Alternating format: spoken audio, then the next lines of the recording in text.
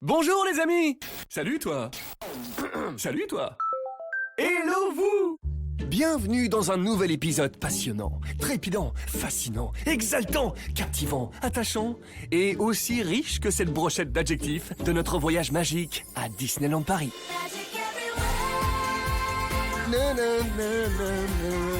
Ah, ce banger, je m'en lasserai jamais. Et je m'illumine à l'idée de vous retrouver aujourd'hui et de vous emmener au cœur du premier des 5 lands du parc Disneyland, Main Street, USA. Au programme, un retour à l'époque victorienne, une petite ville américaine typique, les souvenirs d'enfance de Walt Disney, une taille de barbe, sabot 3 mm, et toutes les surprises et trésors que vous réserve la rue la plus célèbre de votre destination préférée. Moi, j'y arrive dans quelques instants.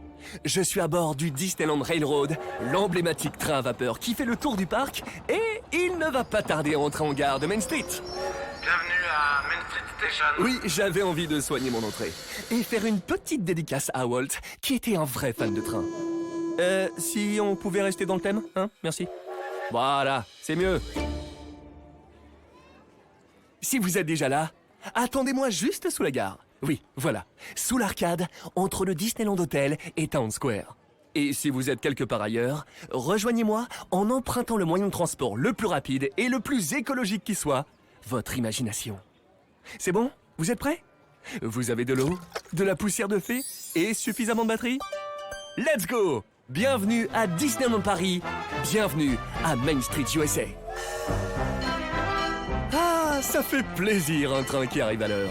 Tout le monde est là? Parfait. Imaginez, vous avez fait un saut dans le temps et vous vous retrouvez à l'aube du XXe siècle, dans une petite ville américaine, tout droit sortie d'un tableau de Norman Rockwell. Oui, j'ai mes rêves. Eh bien, c'est ça. C'est Main Street USA. Le bruit d'une voiture ancienne, le parfum délicieux de gâteaux à peine sortis du four, le klaxon d'un bus à étage du début du siècle, et les pas des flâneurs qui résonnent sur les pavés du brick rouge. On y est. Regardez tout autour de vous, à droite, à gauche. Levez les bras. Non, je rigole, ne levez pas les bras. Mais imprégnez-vous de cette atmosphère si spéciale. Vous ne serez pas étonné d'apprendre que l'inspiration de Main Street USA vient de Walt Disney lui-même. Bien que Walt soit né à Chicago, sa famille a rapidement déménagé pour s'installer dans une ferme à Marceline, dans l'état du Missouri. Une petite ville au nord-est de Kansas City. Et Walt a profondément aimé cette demeure et sa vie à Marceline. Pour lui, c'était l'endroit parfait pour y passer son enfance. Pour moi, c'est la maison de ma mamie à Givres-sur-Yvette. Mais encore une fois, pas de jugement. Bisous, mamie. Durant le reste de sa vie, Walt a essayé de recapturer la nostalgie de Marceline. Cette période synonyme d'innocence, de liberté, de sens de la communauté et de douceur de vivre. Main Street USA est l'incarnation parfaite de ses sentiments et souvenirs utopiques. Et comme toutes les créations Disney, vous êtes au cœur d'un monde guidé par une histoire. L'histoire des souvenirs d'enfance de Walt, rendue possible grâce notamment à une attention extraordinaire aux détails. Des détails que nous examinerons de près au fur et à mesure de notre balade. J'ai pris ma loupe préférée. Et si vous vous demandez, non pas pourquoi je possède une loupe, mais pourquoi les initiales USA, eh bien, c'est parce qu'au-delà de la dimension nostalgique du souvenir d'enfance, c'est aussi un hommage à l'Amérique, ses villes, son architecture et sa culture. Et justement, la toute première, la version originale du land Main Street USA, se trouve aux États-Unis, en Californie, à l'entrée du parc Disneyland. Main Street USA existe d'ailleurs dans 4 des 6 resorts Disney. À votre avis, quels sont ceux qui ont opté pour une approche différente? C'est Shanghai Disneyland. Là-bas, les visiteurs arpentent Mickey Avenue, qui rend hommage aux personnages Disney. Et Tokyo Disneyland, qui propose une architecture de rue américaine similaire, mais couverte d'une immense verrière de style victorien et baptisée World Bazaar. Chez nous, s'il n'est pas rare d'y croiser Mickey et ses amis, nous sommes bel et bien transportés au début des années 1900. Et si vous avez toujours voulu savoir à quoi ressemblait la vie avant les smartphones, les réseaux sociaux et les yaourts au soja, vous êtes au bon endroit. C'est ici et nulle part ailleurs que vous pourrez ressentir cette émotion unique. Mais attention, Main Street USA n'est pas seulement une rue, c'est aussi une autoroute à 4 voies. Mais non, c'est pas vrai, c'était pour m'assurer que vous suiviez. Main Street USA, c'est aussi une véritable porte d'entrée vers un monde de rêve et qui mène directement chez moi au château de la Belle au Bois dormant, juste là, droit devant. Oui, bon, c'est pas vraiment chez moi. J'ai envoyé une propale de location saisonnière, mais j'ai pas encore de retour. Oh, la vue depuis la tour principale doit être dingue! Zéro vis-à-vis! Oui, à part peut-être la fée clochette de temps en temps, mais elle est cool. D'ailleurs, en parlant de vue, vous avez peut-être remarqué en m'attendant que les plafonds sont volontairement très bas sous la gare de Main Street. Pourquoi? Bonne question, merci. Tout simplement pour créer une sensation de grandeur du parc et de l'horizon une fois les arches franchies. Une illusion d'optique utilisée notamment au cinéma, domaine que Walt maîtrisait parfaitement. Et ça fait partie des nombreux secrets de Main Street USA.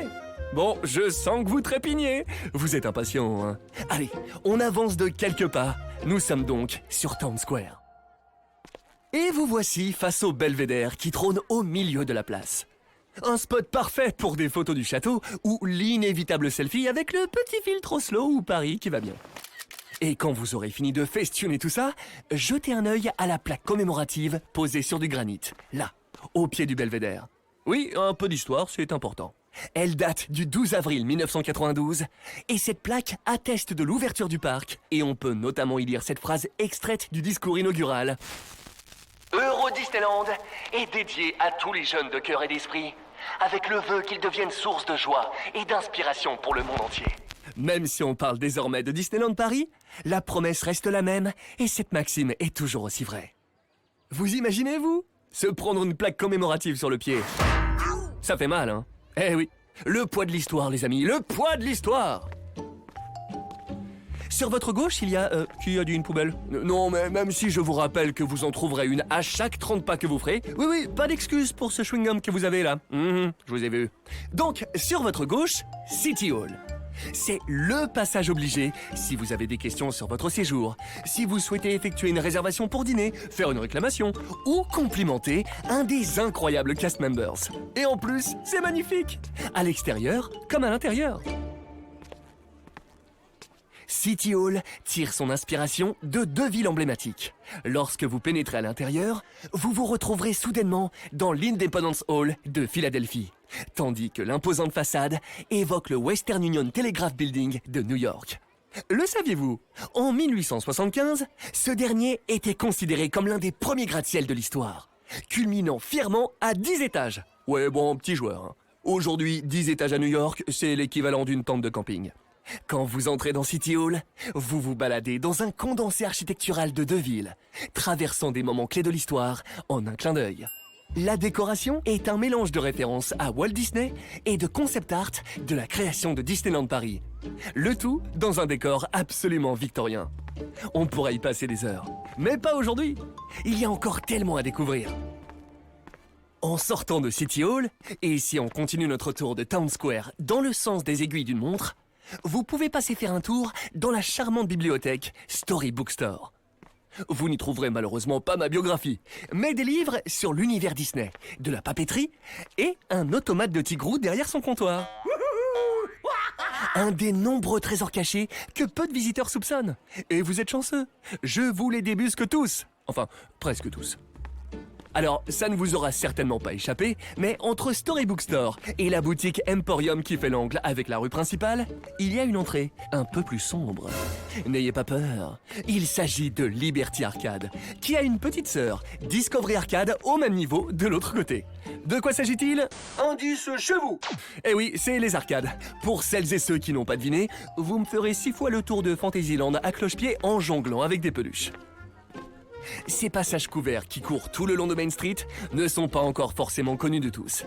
C'est donc un excellent moyen de passer plus rapidement si vous êtes vraiment trop impatient de découvrir les autres landes. C'est aussi des spots parfaits pour trouver un peu de chaleur pendant l'hiver et de l'ombre pendant l'été. Et seul Disneyland Paris possède ces arcades. La classe, hein? Vous êtes maintenant à l'entrée de Main Street, la rue principale. Prenez un moment pour observer. L'immersion est totale. Vous n'êtes vraiment plus dans le monde tel que vous le connaissez. Nous sommes au début d'une ère où tout est en pleine transformation. Les chambardements du progrès sont inarrêtables. Les véhicules motorisés remplacent les calèches tirées par les chevaux et le gaz laisse place à l'électricité. Et la musique entraînante qui résonne tout autour contribue à cet incroyable voyage dans le temps. Tous nos sens sont en éveil. Et les Imagineers, qui sont les magiciens en charge de la création des parcs Disney, ont pris un malin plaisir à jouer avec. Notamment avec notre vue. Car avant tout, Main Street offre cet horizon spectaculaire et grandiose qui attire le regard vers le château de la Belle au bois dormant. Et cette sensation de grandeur n'est donc pas simplement le fruit de votre imagination. Les Imagineers ont utilisé la technique de la fameuse perspective forcée pour obtenir cet effet. Ce terme architectural désigne un bâtiment dont les étages ont été intentionnellement réduits pour lui donner une allure plus élancée et donc plus grande. Avec la perspective forcée, les bâtiments et objets semblent donc plus grands qu'ils ne le sont réellement. Et la technique permet également de manipuler la perception de la distance. Regardez bien les façades. Les fenêtres du haut sont plus petites que celles du rez-de-chaussée. Ouais, je sais. Ça m'a fait le même effet quand j'ai réalisé que Pumba s'écrivait avec 2 A. Avant de flâner le long de la rue principale, finissons notre petit tour du cadran sur Town Square. Vous pouvez voir le bâtiment Main Street Transportation Company, d'où les véhicules qui circulent dans le land entrent et sortent. Et d'ailleurs, on reviendra sur la meilleure façon de se déplacer sur Main Street avec un top 3 des moyens de transport les plus cool, selon moi. Vous le savez, le sens du détail et le storytelling sont les ingrédients incontournables pour faire naître la magie ici à Disneyland Paris. Et comme je vous l'ai dit, la musique et les sons font vivre la ville trépidante qu'est Main Street USA. On entend des bruits de pas, des gammes de piano qui s'échappent des étages des habitations, et parfois des sons plus particuliers que d'autres. Approchez-vous de la boutique Bixby Brothers. Juste au-dessus, mon pire cauchemar, un cabinet dentaire. Vous entendez? Oh oui, c'est bien le bruit de la fraise du Dr Beats qui lutte contre une carie, et les cris de son patient. Si vous ne vous êtes pas encore évanoui, jetez un œil à sa fenêtre. Les 5 noms que vous pouvez y voir inscrits ne sont pas vraiment ceux d'assistants dentaires ou d'aficionados du blanchiment. Non, mais ceux des 5 Imagineers qui ont conçu les 5 landes du parc Disneyland. Et le slogan juste en dessous prend alors tout son sens. Our business is making you smile. Oui, mon accent anglais est parfait. Et en français, ça donne notre vocation, vous faire sourire. Et c'est réussi. Ah non, stop, on enchaîne. Revenons au centre de Town Square. Sous le belvédère, ou juste à côté, comme vous préférez, vous savez ce que j'adore? À part enregistrer ce podcast en claquettes chaussettes? Eh bien, j'adore l'idée qu'à chaque visite, Main Street USA peut nous offrir une expérience complètement nouvelle. Notamment lors des différentes saisons, à Halloween, ou encore pendant les fêtes de fin d'année. La musique va changer, la décoration aussi. Comme lorsque s'érige ici même le gigantesque sapin de Noël qui vient illuminer tout Town Square. Vous imaginez, 24 mètres de hauteur. Ne restez pas trop la tête en l'air, vous allez choper un torticolis. Et je vous veux en forme pour la suite de notre balade. En route vers la rue principale. Et en parlant de route, c'est aussi celle de l'incontournable parade que nous allons emprunter. Elle fait partie de la légende de Disneyland Paris et de tous les parcs Disney à travers le monde. C'est un vrai moment de fête et de magie. Elle commence son parcours à Fantasyland pour finir ici sur Town Square. Et moi, je suis un grand fan des chansons de la parade. À chaque fois, elles vous restent dans la tête. Si je vous passe... Eh oui, c'est ça! La parade du monde merveilleux Disney. Et attendez, je peux aussi vous passer... la parade des rêves Disney. Vous pouvez danser, hein, où que vous soyez, c'est le moment. On continue et on avance au rythme de la Disney Stars on Parade.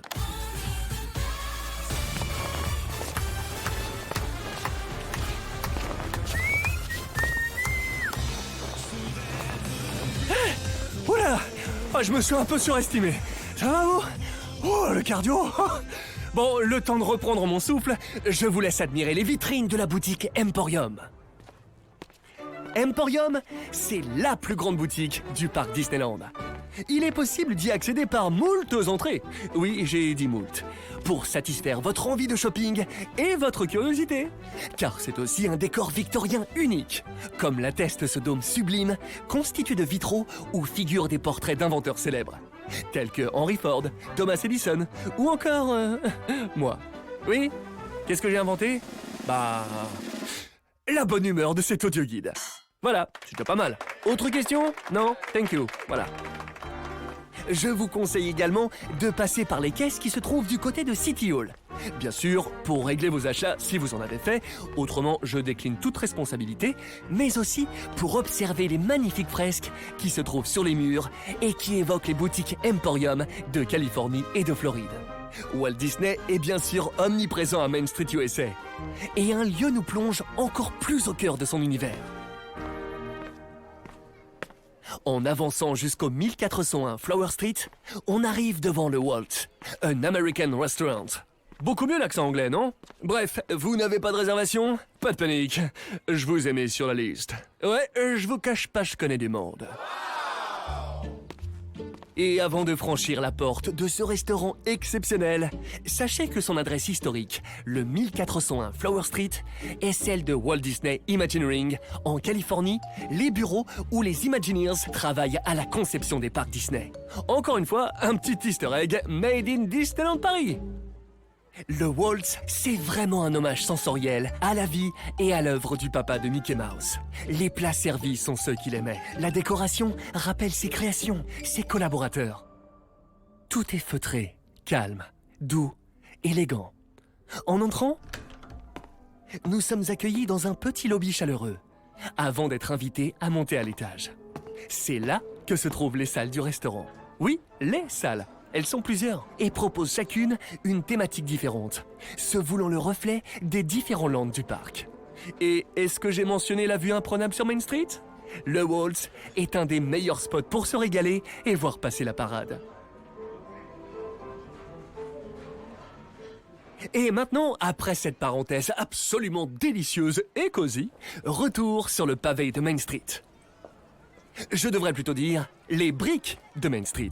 Oui, exactement. Toutes ces briques rouges que foulent des millions de visiteurs chaque année. Et c'est la première fois dans un parc à thème Disney que ce matériau a été utilisé pour paver toute la rue. Il en a fallu 580 000. Encore une fois, pour se rapprocher toujours plus des techniques et du look de l'époque. Oh, et pendant qu'on regarde vers le sol, remarquez la différence de couleur entre les trottoirs et la rue. Du gris foncé versus du rouge. Au-delà de l'esthétique et de la technique que je viens d'évoquer, c'est aussi une question pratique. Je m'explique. Oui, ça va, j'arrête les rimes en hic. Promis. Souvent, les visiteurs ont les yeux levés vers le château ou les étages de Main Street. Je vous ai d'ailleurs demandé de le faire plusieurs fois. Eh bien, on va dire que ça les rend plus enclins à rater une marche ou à trébucher. Et donc ces couleurs contrastantes au sol sont aussi là pour faciliter la perception de changements de niveau dans leur champ de vision. Donc pas de trébuchation... Trébuchement... Trébucha... Bon, bref, on trébuche pas. Une fois encore, tout est pensé pour nous rendre la visite parfaitement parfaite. Malin, hein? Et sinon, pour les amateurs de chiffres, sachez que Main Street mesure plus de 179 mètres de long. Oh, et moi, 1,79 m. Coïncidence? Je ne crois pas. Et si le meilleur moyen de parcourir Main Street USA reste la marche, il est possible de croiser, et parfois même d'emprunter, des moyens de transport old school comme on les aime, car tout droit sortis du début du XXe siècle. Ils ont été spécialement construits par des artisans anglais avec l'appui des Imagineers. Alors, mon top 3, toujours mon accent anglais. Le Horse-Drawn Streetcars, un tramway tiré par un cast member un peu particulier, un cheval percheron. Parfait pour celles et ceux qui aiment le charme délicieusement désuet des premiers jours des moyens de transport. Ou si vous êtes d'humeur plus mécanique et joyeusement bling-bling, vous pouvez vous imaginer à bord d'une Mercer jaune canari, saluant la foule avec votre gant de cuir en mode Rockefeller. Bonjour, darling. Et mon préféré, le camion de pompiers. Oui, vous pouvez croiser un vrai camion de pompiers. C'est un vibrant hommage à Walt Disney, car c'est la réplique de celui qui conduisait lui-même à Disneyland en Californie. Petit fun fact, je vous laisse spotter un W juste au-dessus des roues, quand le camion est à l'arrêt, hein, évidemment. Et sinon, ce n'est que mon avis, mais on n'a pas fait mieux comme véhicule de super-héros. Et qui dit super-héros, dit quelqu'un capable de vous sauver du pire. Et n'oubliez pas, un grand barbier implique de grandes responsabilités. Ça tombe bien, Dapper Dan's Haircut, c'est là. Oui, un véritable coiffeur-barbier vous attend sur Flower Street, dans un magnifique salon à l'ancienne. Il propose coupe, rasage, taille de la barbe, haut coupe-chou et serviette chaude. Oui, comme à l'époque. Le salon est également équipé d'un téléphone absolument vintage. N'hésitez pas à porter le combiné à votre oreille, vous pourriez entendre les conversations des habitants de Main Street USA. Une fois de plus, l'immersion est réussie. Et si jamais la ligne est occupée et que vous ne voulez pas rater les gossips du voisinage, il y a un deuxième combiné dans la boutique New Century Notions, Flora's Unique Boutique. Et encore 2 autres ailleurs que je vous laisse trouver. Les plus rapides à m'indiquer où ils se cachent gagneront un exemplaire de mon nouveau livre chez Sibon, les meilleurs calembours du 7-7. Comment ça, vous en voulez pas ? En remontant tranquillement vers Central Plaza et à partir de Edison Street, vous remarquerez que les lampadaires à gaz situés de chaque côté de la rue principale sont d'un coup remplacés par des lampadaires électriques. Clin d'œil à l'histoire du land et à la notion du progrès et d'évolution dont je vous parlais au début. Et au passage, sachez que la rue est illuminée par plus de 50 000 ampoules. La nuit venue, c'est splendide. Et non, moi non, je connais pas la taille des douilles, hein. Je suis pas bizarre à ce point. Une autre chose amusante qu'ont fait les Imagineers, et je l'ai évoqué quand on était sur Town Square, c'est d'inscrire sur les fenêtres les noms de celles et ceux qui ont joué un rôle important dans la création de Disneyland Paris ou de l'univers Disney en général.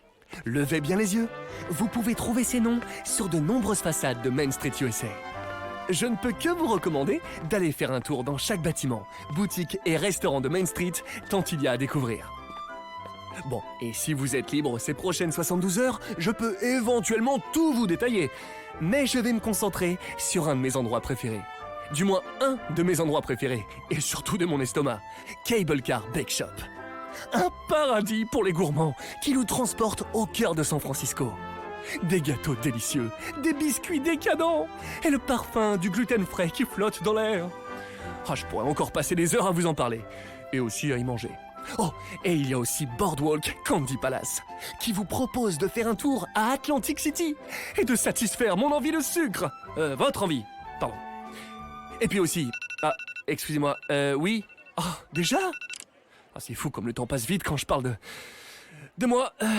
Et on est déjà arrivé à l'entrée de Central Plaza. Central Plaza! Pour contraster avec ce jingle discutable, oui, l'ambiance sonore de Central Plaza est plus douce, plus apaisée. De quoi apprécier cette grande place. Ce cœur battant de Disneyland Paris. Ce rond-point enchanté où toutes les routes mènent vers une nouvelle aventure. Ici, vous pouvez choisir votre destin. Allez-vous rejoindre Blanche-Neige à Fantasyland ? Chercher des pépites d'or à Frontierland ? Évoquer la meilleure technique de Smokey Eyes avec Jack Sparrow à Adventureland ? Ou défier la gravité à Discoveryland ? Tout est possible. Vous pouvez aussi juste vous poser sur un banc avec un hot dog ketchup moutarde mayo de chez Casey's Corner.